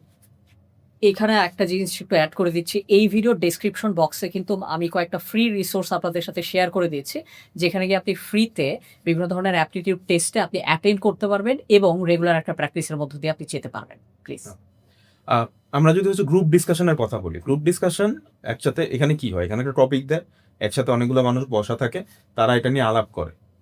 ইন জেনারেল আমরা যখন ভার্সিটিতে থাকতাম ব্যাপারটা এইটাই বুঝতাম, মানে এটা পড়ার পরে আমাদের মাথায় প্রথম যে জিনিসটা আসলো, বেশি কথা বলতে হবে। বেশি কথা যদি বলি তাইলে হইতেছে আমার কথা যারা আছে তারা বেশি শুনবে, বেশি শুনলে আমাকে মার্ক হয়তো বেশি দিবে। এই ধরনের চিন্তা ভাবনা অনেক সময় আমরা করে আসতাম, এখন আমি কারো কাছে দেখি। যখন আমরা অফিসে ঢুকি তখন আসলে আমরা ইন্ডিভিজুয়াল পারফরমারের পাশাপাশি একটা টিম ওয়ার্কও করতে হয়, কারণ a group of people are as good as their a team. একা একটা মানুষ, 10 জনের একটা গ্রুপে একটা মানুষ ভেরি গুড পারফর্মার, বাকি 9 জন খুব ভালো পারফর্ম করতেছে না, তার মানে কিন্তু টিমটা আসলে আলটিমেটলি ভালো করে না। ইভেন যে অনেক এক্সট্রা অর্ডিনারি লেভেলের পারফর্মার, সে তার পারফরমেন্সও তখন ড্রপ করে, কারণ সে তখন তার আশেপাশ থেকে সাপোর্টটা পাইতেছে না টু বিকাম এক্সট্রা অর্ডিনারির উপরেও এক্সট্রা অর্ডিনারি হওয়ার জন্য। গ্রুপ ডিসকাশনে এই জিনিসটা অনেক বেশি ইম্পর্টেন্ট। এখানে একটা জিনিস চেক করা যায়, সেটা হচ্ছে লিডারশিপ। আমি নিজে কথা বলতেছি, আশেপাশের মানুষকে কথা বলার ফ্লোর দিচ্ছি, এখানেও লিড করতেছি, আপনি বলেন ভাই আপনি চুপ করে আছেন। এই লেভেলের লিডারশিপ গ্রুপ ডিসকাশনে কারো কেসে দেখা যায়। কারো কেসে দেখা যায় যে নিজে যতটুকু কথা বলা দরকার, 10 মিনিটের গ্রুপ ডিসকাশন, 10টা মানুষ 1 মিনিটের মধ্যে সে 10 মিনিটের কথা বলে ফেলছে, তার মানে ওনার কমিউনিকেশন ইজ ভেরি স্ট্রং। আবার এমন মানুষ আছে কাউরে কথাই বলতে দিচ্ছে না, 5 থেকে 7 মিনিট কথা বলতেছে। সো বুঝতে হবে হচ্ছে জাজমেন্ট আসলে কিভাবে হয়, একই সাথে হচ্ছে জাজমেন্টটা যেভাবে হয় ওইভাবে আমি নিজেকে এক্সপ্রেস করতে পারতেছি কিনা। এই ধরনের জিনিসগুলো আসলে অনেক আগে থেকে তৈরি হয়। লাইক ডেফিনেটলি এটার একটা অনেক ভালো ওয়ে হচ্ছে যে 3 মিনিটের ডিবেট আমরা করতাম, ওইখানে আমার পয়েন্টটাকে আমরা স্ট্যান্ড আউট করানোর ট্রাই করতাম। এইটা একটা ভালো স্কিল ক্রিয়েট করে ইভেনচুয়ালি। তো এইরকম অনেক রকম এক্সট্রা কারিকুলার অ্যাক্টিভিটিস আছে যেগুলো আপনার এখানে ভ্যালু অ্যাড করতে পারে। গেমিফিকেশনের কথা যদি বলি, গেমিফিকেশন হচ্ছে আমাদের অ্যাপটিটিউড টেস্ট অথবা এই ধরনের জিনিসপত্রগুলারই একটা গেম ভার্সন। আমরা আগে যখন গেম খেলতাম তখন হচ্ছে যে গোলাগুলি করতাম মোস্টলি, এখন যেটা হয় এখানে আমরা প্রোডাক্টিভ কাজকর্ম করি একটা গেমের মধ্যে ঢুকে। ওইখান থেকে আসলে আমার সিচুয়েশনাল জাজমেন্ট অথবা এই ধরনের জিনিসগুলো জাজ হইতে পারে। তো এইখানে যে কোনো জায়গায়, এটা অ্যাপটিটিউড টেস্ট হোক, গেমিফিকেশন হোক, গ্রুপ ডিসকাশন হোক, প্রত্যেকটা জায়গাটাতেই আসলে আমি নিজের জাজমেন্ট অথবা নিজের নলেজ কিভাবে প্রেজেন্ট করতেছি, কিভাবে আমার আইডিয়া স্ট্যান্ড আউট করতেছি, এই জিনিসগুলো অনেক বেশি ইম্পর্টেন্ট। এগুলাই আলটিমেটলি আমার আলটিমেট নাম্বারটা নিয়ে আসে এই অ্যাসেসমেন্টের জন্য। সো ওই জিনিসগুলো যখন আমরা বিল করতে পারতেছি, আমার এই জায়গাতে আসলে শর্টলিস্ট হওয়ার পসিবিলিটিটা পাবে। আচ্ছা, এক্ষেত্রে আমি অ্যাসেসমেন্টগুলো তো আসলে বেশিরভাগই হয় ইন্টারভিউর আগে। সিভি আমাদের একটা লেভেলের অ্যাসেসমেন্ট করে ফেলতেছে, gamification, problem solving, presentation, group discussion, এগুলো আমার আরেকটা লেভেলের অ্যাসেসমেন্ট করে ফেলতেছে। ধরলাম সেটাও আমার হয়ে গেল, আমি এখন আমার ইন্টারভিউ বোর্ডের দরজার সামনে দাঁড়ান। এখন আমি অনেক নার্ভাস, আমি জানি না তারা আমাকে কিভাবে কি বলবে, আমি কিভাবে তাদেরকে ডিল করব। এই প্রবলেমটা আসলে আমরা কিভাবে সলভ করতে পারি? সো সবচেয়ে কমন প্রবলেম নিয়ে এখন আমরা কথা বলতেছি, সেটা হচ্ছে ইন্টারভিউতে গেলে আমার অনেক নার্ভাস লাগে। হ্যাঁ, এই যেই ইন্টারভিউতে আসা পর্যন্ত, আসার আগের যে জার্নিটা, এই জার্নির কথা মোটামুটি আইডিয়া দিলাম, যেখান থেকে আসলে আপনি ইন্টারভিউ বোর্ডে গিয়ে বসতে পারবেন। ইন্টারভিউতে গিয়ে আসলে আমাদের কি কি প্রবলেম ক্রিয়েট হচ্ছে, কমন প্রবলেম নিয়ে আলাপ করি। প্রথম কথা, ভয় লাগে, নার্ভাস লাগে, কথা বলতে গেলে কথা বুঝাইতে পারি না, যা বোঝাই ভুল বুঝে। যা বোঝাই ভুল বুঝে। অনেক সময় হচ্ছে ইন্টারভিউয়ার প্রেশার দেয়, ইন্টেনশনাল আনইনটেনশনাল, প্রেশারে আরো বেশি আমার আউলা জাউলা হয়ে যায়। তারপরে হচ্ছে যে বুঝাইতে যাচ্ছি, টাইমের হিসাবে তো ঠিক মতো বুঝাইতে পারতেছি না। এই জিনিসগুলোর প্রবলেম আসলে কেমনে সলভ করা যায়? ইন জেনারেল নার্ভাসনেস অথবা এই ধরনের মানে যে যত জিনিস হচ্ছে আমাদের নার্ভ রিলেটেড যত কিছু আছে, nerve is like your body. আপনি আপনার স্ট্রেংথ বাড়াইতে হলে আপনার জিমে যেতে হবে, আপনার ওয়ার্কআউট করতে হবে। নার্ভের উপর কন্ট্রোল রাখতে হলে আপনার নার্ভে কন্ট্রোল হয় এই ধরনের অ্যাক্টিভিটির মধ্যে দিয়ে যাইতে হবে। বোরিং সলিউশন দিই মেডিটেশন, যেটা সবাই জানে করা উচিত, কেউ করে না।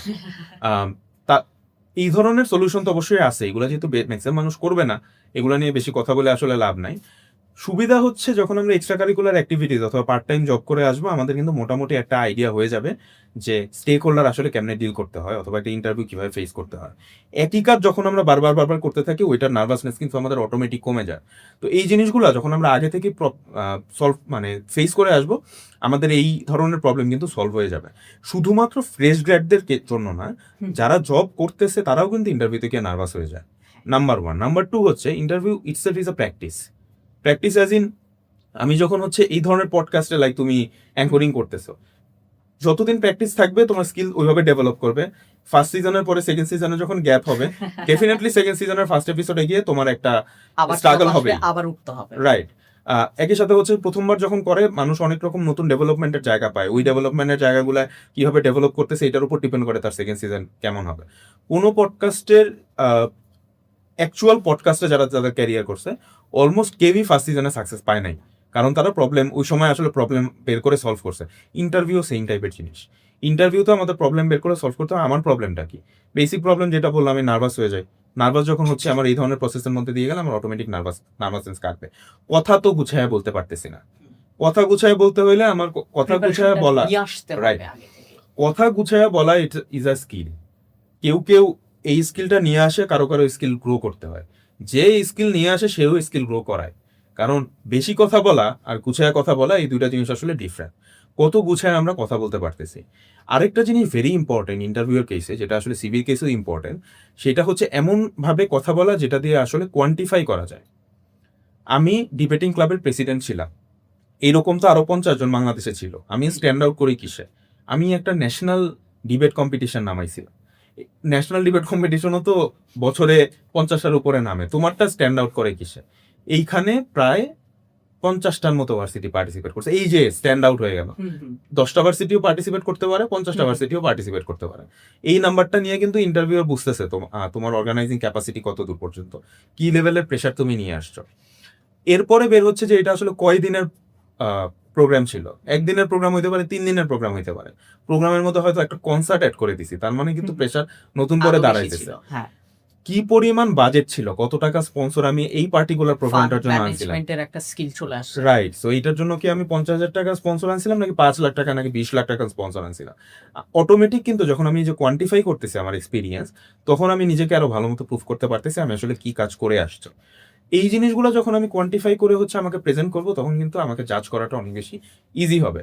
আমার কথা বাড়ায় বলা লাগবে না, আমি জাস্ট বলবো 50টা ভার্সিটি ছিল, 20 লাখ টাকার স্পন্সর ছিল। একটা কোয়ান্টিফাইড এক্সপেরিয়েন্স শেয়ার করি, মানে Sure. ঋতুনেরটাই যদি অ্যাপ্লাই করতে চাই, আমি এবং ঋতুন আমরা দুজনে কিন্তু একসাথে আইবিএজিউ ডিবেটিং ক্লাব থেকে, ওটা একটা ডিবেটিং ক্লাব ছিল, আমরা ক্যারিয়ার রিলেটেড ওয়ার্কশপ আয়োজন করি।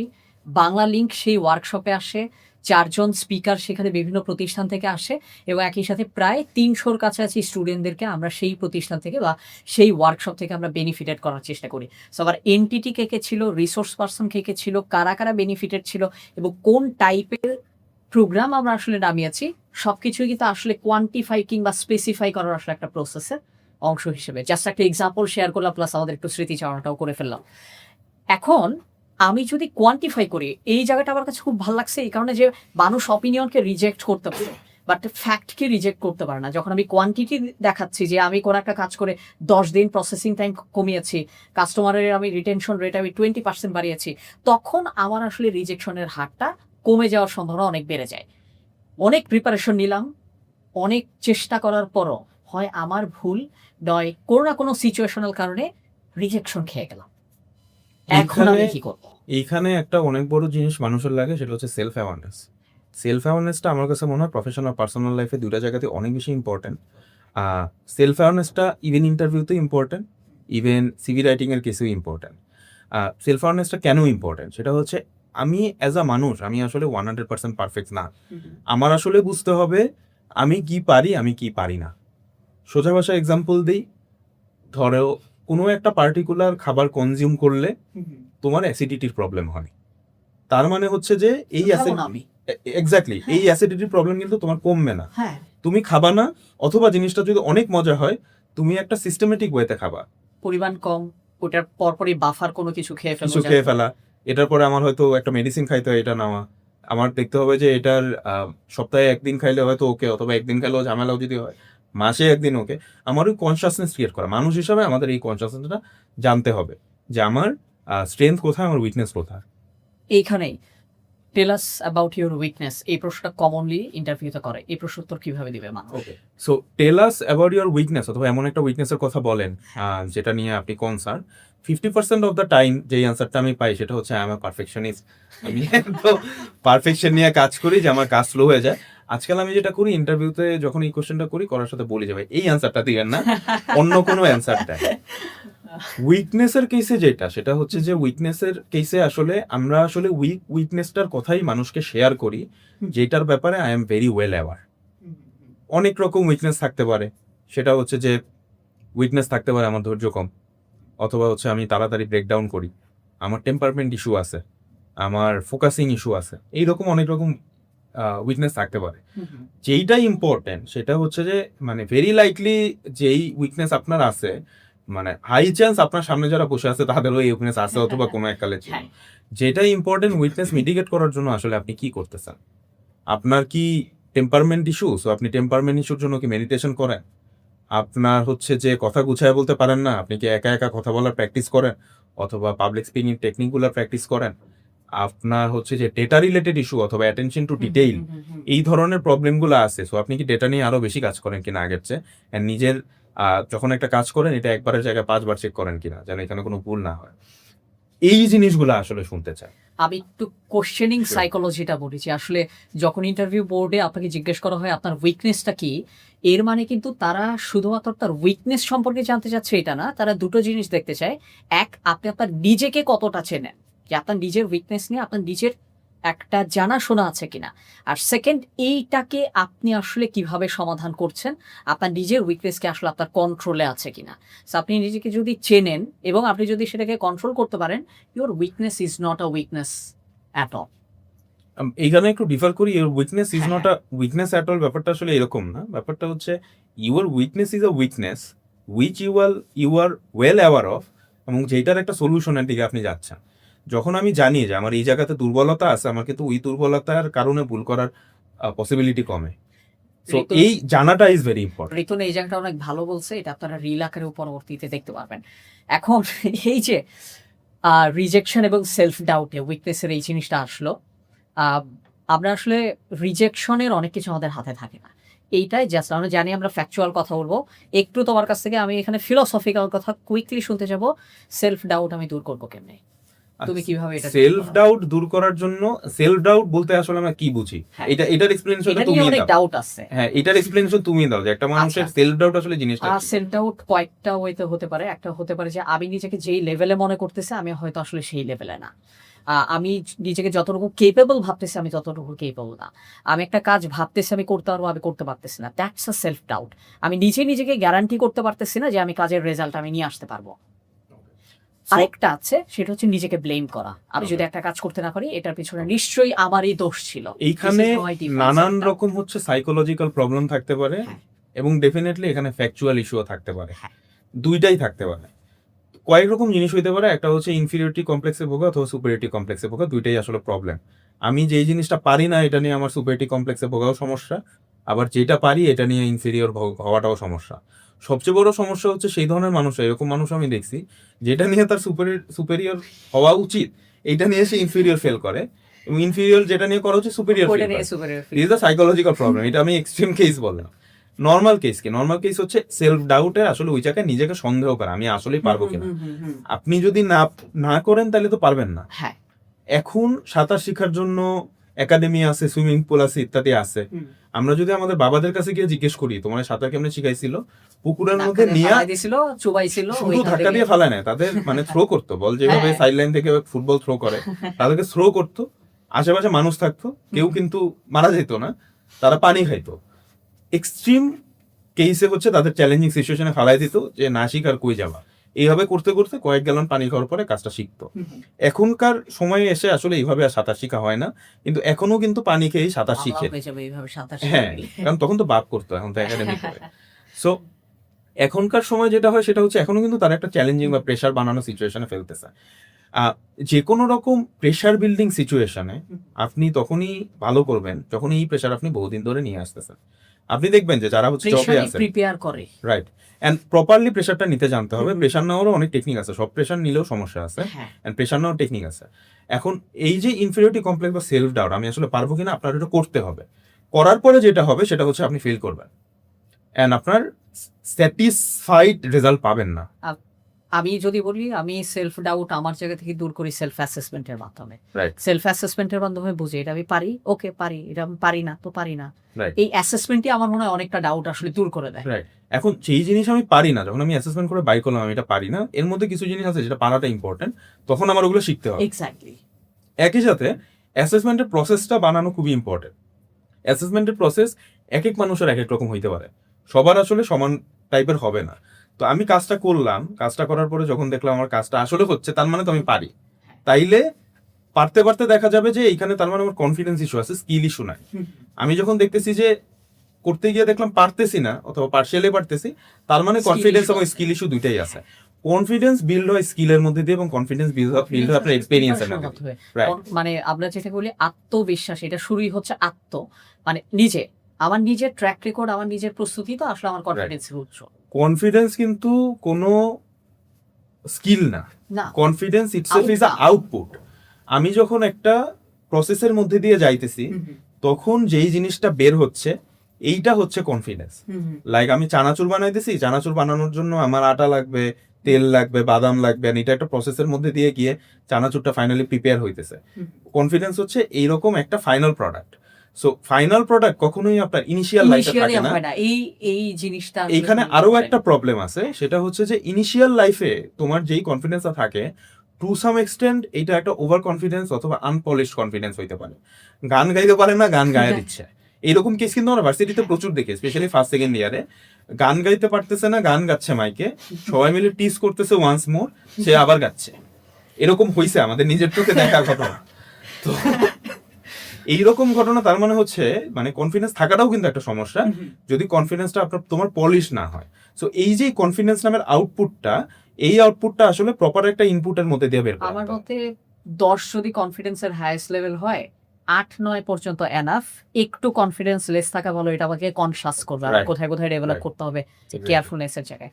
আমরা একটু আস্তে আস্তে ফাইনাল সেগমেন্টে যদি চলে আসি, আমরা মোটামুটি CV related problem, assessment related problem, interview related problem, psychology related problem মোটামুটি চেষ্টা করেছি আমরা আমাদের জায়গা থেকে একটু আমাদের একেবারে ইউনিভার্সিটির কথাগুলো ভেবে ভেবে রিয়েলিস্টিক্যালি অ্যান্সার করতে। ফাইনাল সেগমেন্টে চলে আসছি। কিছু কথা বলতে চাই নাই, বলে ফেলছি। হয়তো আন্ডার কনফিডেন্সের কারণেও হইতে পারে, ওভার কনফিডেন্সের কারণেও হইতে পারে। সো আমি উইথ কনফিডেন্স তোমাকে এই প্রশ্ন করতেছি, ফাইনাল যদি কোনো কনক্লুডিং রিমার্ক স্টুডেন্টসের জন্য বা অডিয়েন্সের জন্য তুমি শেয়ার করতে চাও, floor is yours. Okay, so আজকের ডিসকাশন টপিক ছিল হচ্ছে যে ওভারঅল যে রিক্রুটমেন্ট প্রসেস, এই রিক্রুটমেন্ট প্রসেসে কি কি প্রবলেম থাকতে পারে, এগুলো আমরা কেমনে সলিউশন করতে পারি। সলিউশনের গেছে আমরা আসলে কোনো সলিউশন দেইনি, আমরা টিপস দিছি। সলিউশন করার দায়িত্ব আসলে যেই মানুষটা সলিউশন নিজের। করছে তার। সো এইখানে হচ্ছে যে একটা জিনিস আমাদের অডিয়েন্সের মাথায় রাখা উচিত যারা এই সিস্টেমের মধ্যে দিয়ে যাবে, সেটা হচ্ছে যে রিক্রুটমেন্টের যে ফেজগুলো আছে বা পার্টগুলো আছে, এই পার্টগুলো আসলে থ্রু করা এক একটা skill, and over the time it becomes a part of year personality. কারণ আমি কিভাবে কথা বলি, আমি কিভাবে এক্সপ্লেইন করি, এই জিনিসটা পার্ট অফ মাই পার্সোনালিটি। আমি গ্রুপে কেমনে কথা বলি, আমি কিভাবে প্রবলেমের সলিউশন দেই, এটা পার্ট অফ মাই পার্সোনালিটি। এমনকি প্রবলেম সলভিং ওভার টাইম মানুষের পার্সোনালিটির পার্ট হয়ে যায়। সো এই জিনিসটা যত বেশি আপনার প্র্যাকটিস করবেন, আপনাদের তত বেশি এটা পার্ট অফ পার্সোনালিটি হবে। তখন জিনিসটা আলাদা করে কোনো চ্যালেঞ্জিং পার্ট মনে হবে না, রেগুলার আমরা যেই কাজটা করি ওই কাজটার মতোই মনে হবে। এই জায়গাতে একটু অ্যাড করি, যদিও আমাদের আজকের টার্গেট অডিয়েন্স হচ্ছে মেইনলি ফ্রেশ গ্র্যাডরা, তারপরেও যারা জব করতেছে সেরকম যদি অডিয়েন্স থাকে তাদের কিসে বলি, ইন্টারভিউ দেওয়াটা এমন একটা স্কিল, এইটা আসলে প্র্যাকটিস রাখতে হয়। আপনি যখন একটা কোম্পানিতে জয়েন করছেন অনেক ভালো ইন্টারভিউ দিয়ে, তারপরে হয়তো 5-6 বছর ওইখানে আসেন, আপনি নতুন করে ইন্টারভিউ দিচ্ছেন না, 5-6 বছর পরে যখন আপনি ইন্টারভিউ দিবেন, স্বাভাবিকভাবেই আপনি ইন্টারভিউ দিতে গিয়ে কিছু হলেও চ্যালেঞ্জ ফেস করবেন। আপনি হয়তো অনেক বেশি ক্যাজুয়াল হয়ে যাবেন, অনেক বেশি ডিটেল হয়ে যাবেন, কোনো একটা প্রবলেম হবে। অনেক সময় এইটা হয়, আমার মনে হয় এই প্রবলেম তুমিও পডকাস্ট করতে গিয়ে ফেস করবা, অথবা অলরেডি হচ্ছে যে ফেস করতেছো। আজকেও করতেছি। হ্যাঁ, সেটা হচ্ছে যে মানে অলরেডি তুমি বুঝে গেছো আমি কি বলতে চাচ্ছি। সবসময় যেহেতু এই চেয়ারটাতে থাকো, হ্যাঁ, এই চেয়ার থেকে জিনিসটাকে দেখাটা আমার মনে হয় অনেক বেশি ইজি। easy। ওই এই চেয়ার chair থেকে দেখা আসলে একটু আসলে একটু টাফ। এন্ড ওই চেয়ারে থেকে এই চেয়ারের যেই রোলটা ছিল, ওই রোলটা মাঝে মাঝে তোমার কথাবার্তায় চলে আসতেছে, which is very human and normal. এইটা যদি আজকে থেকে 10 এপিসোড পরে হয়, তাইলে এটা নর্মাল না। আজকে থেকে 10 এপিসোড পরে যদি তোমার প্রবলেমটা সলভ হয়ে যায়, তাইলে আসলে নর্মাল। এই জিনিসটাই So, বেসিক্যালি, আমারও এটা আসলে প্রত্যেকের একটা লার্নিং ফেজের হ্যাঁ, মধ্যে দিয়ে যেতে এই জিনিসটাই বেসিক্যালি আজকে পুরা ডিসকাশনের মধ্যে দিয়ে আমরা বোঝানোর ট্রাই করছি। প্রবলেমটা আসলে প্রপারলি বের করে এটার আসলে যদি সলভ করতে পারি, অ্যান্ড এটার জন্য যেই স্কিল অথবা পার্সোনাটা দরকার, এটা যদি পার্ট অফ মাই পার্সোনালিটি করে ফেলতে পারি, তাইলে আসলে আমাদের জন্য এটা অনেক বেশি সুবিধা হয়। অ্যাট দ্য সেম টাইম যেই মিসকনসেপশনটা আজকে আমরা ক্লোজ করতে চাচ্ছিলাম বা চেঞ্জ করতে চাচ্ছিলাম, সেটা হচ্ছে আমরা মনে করি ইন্টারভিউ দিয়ে আসলে আমার রিক্রুটমেন্টে বা হচ্ছে অ্যাসেসমেন্ট প্রসেসে ঢোকাটা শুরু হয়। ব্যাপারটা আসলে তা না। ইন্টারভিউয়েরও আসলে 4 থেকে 10 বছর, ইভেন আমাদের জন্মের পর থেকে আসলে এই জার্নিটা শুরু হয়ে যায়। ওই জার্নিটা আপনাদের বন্ধু বান্ধবের মধ্যে যারা দেখেন যে অনেক বেশি অ্যাডাপ্ট করতে পারছে, তারাও ওই জায়গাগুলোতে অনেক বেশি ভালো করে। যারা হয়তো ওইভাবে অ্যাডাপ্ট করতে পারে নাই, সেলফ ডাউটের কেসে হোক, ওভার কনফিডেন্স অথবা আন্ডার কনফিডেন্সের কারণে হোক, তারা কিন্তু স্ট্রাগল করে। যত বেশি আমরা সেলফ অ্যাওয়ার বা কনসিয়াস থাকবো, আমাদের জন্য এই প্রবলেমগুলো সলভ করা তত বেশি ইজি হবে। ফাইনালি আমি জাস্ট অডিয়েন্সের জন্য একটা ফাইনাল মেসেজ আমার পক্ষ থেকে একটু যদি শেয়ার করি, আমরা অনেক সময় মনে করি জব মার্কেটের অনেক কিছুরই ফ্যাক্টর আমার কন্ট্রোলে নাই। এটা আসলে ভুল। অধিকাংশ জিনিসের ফ্যাক্টর আসলে আমার কন্ট্রোলে আছে, যদি আপনি সেইভাবে রাইট ওয়েতে নিজেকে প্রিপেয়ার করেন, আপনার পড়াশোনাটা একটু ভালো মতো করেন, স্কিলটাকে ডেভেলপ করেন, রেগুলারলি একটু জব ডেসক্রিপশনগুলো পড়েন, আমাদের যে বিভিন্ন এক্সপার্টরা তারা তাদের যে অ্যাডভাইসগুলো এবং ইনসাইটগুলো শেয়ার করছেন, সেগুলো একটু আপনি জানার চেষ্টা করেন, মার্কেটের ডেটা নেন, ইনফরমেশন নেন। যেই সেক্টরে আপনি জব করতে চান সেই সেক্টরে জব করছে এরকম একটা মানুষ থেকে আপনি অভিজ্ঞতাটা শোনেন। এতে করে যেটা হবে, আপনি আপনার জায়গা থেকে কিন্তু ওই প্রিপারেশন আপনার মাথায় থাকবে যে আসলে আপনি ফিউচারে কি করতে চাচ্ছেন। ওই যে প্রত্যেকটা আপনার চেষ্টা, এই চেষ্টাগুলোই কিন্তু আসলে আপনার ভেতরে একটা সমাধানের জন্য যে কনফিডেন্স, সেই কনফিডেন্সটা আসলে তৈরি করে দিবে। Thank you so much Thank you. Ritun. তোমার সাথে আমার অনেকদিন পরে দেখা হয়েছে, আমার এটা খুবই ভালো লাগছে। আমি পার্সোনালি একটু বেশি নার্ভাস ছিলাম ওর সাথে কথা বলতে। এই কথাটা আমি একটু বলে দেই, রিতুনকে আমার পছন্দ করার একটা বড় রিজন হচ্ছে রিতুন খুব মাপা কথা বলে। আপনি দেখবেন যে সে আমার বেশ কিছু কথাতে ডিফারও করেছে, সে কোন একটা কথায় কতটুকু সে অ্যাগ্রি করে, কতটুকু সে অ্যাগ্রি করে না, এই যে মাপা একটা ডিসিশন দিতে পারা, এই ক্রিটিক্যাল থিঙ্কিংটা আসলে আমাদের চারপাশের মানুষের ভিতরে খুবই কম। এটা আমার তোমার প্রতি একটা আসলে একটা ইউনিক অবজারভেশন, যেটার কারণে আমি তোমার সাথে কথা বলতে গেলে আমি খুব রোমাঞ্চটা ফিল করি। থ্যাংক ইউ সো মাচ আমাদের প্রথম সিজনে আসার জন্য, আমাদের এই প্রবলেম সলভিং পডকাস্টে। এবং আপনাদের কেউ যদি মনে করেন আপনাদের পার্সোনাল কিংবা প্রফেশনাল লাইফের এই ধরনের আরও প্রবলেমগুলো আপনারা সলভ করতে চান, আপনারা আমাদের এই পেজের, আমাদের এই ইউটিউব ভিডিওর নিচে আপনারা কমেন্ট করতে পারেন। ইনশাল্লাহ সামনের কোনো না কোনো এপিসোডে ঋতুন এবং তার মতোই আরও যারা এক্সপার্টস রয়েছেন তাদের মাধ্যমে আমরা চেষ্টা করব আপনি যাতে আপনার লাইফের প্রবলেমটাকে সলভ করে বেটার একটা লাইফ আপনি লিড করতে পারেন। আজকের এপিসোড এখানেই শেষ। পরবর্তী এপিসোডে আবার দেখা হবে আপনাদের সকলের সাথে।